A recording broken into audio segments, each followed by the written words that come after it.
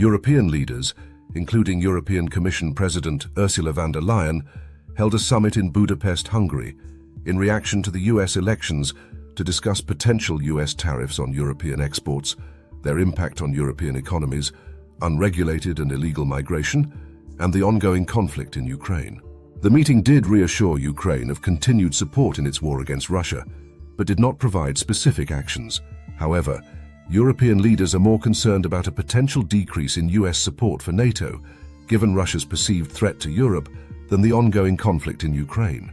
The headline concern in Europe is that the US may leave NATO or fail to fulfill its Article 5 over failed agreed-upon defense commitments.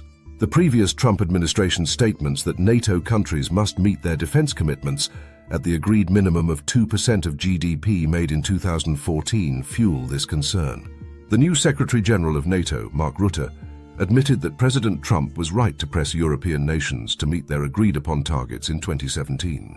Since then, only 22 of 32 NATO nations are meeting their commitments, and most of it not occurring until after the 2022 Russian invasion of Ukraine, which has resulted in a doubling of defense spending in the last 2 years. Despite this, NATO is still falling short of its commitment, and European leaders anticipate pressure from the incoming administration to fulfill the 2014 agreement. French President Macron suggests that Europe should rely on its own defense capabilities and prefer France to step in if the US were to leave Europe.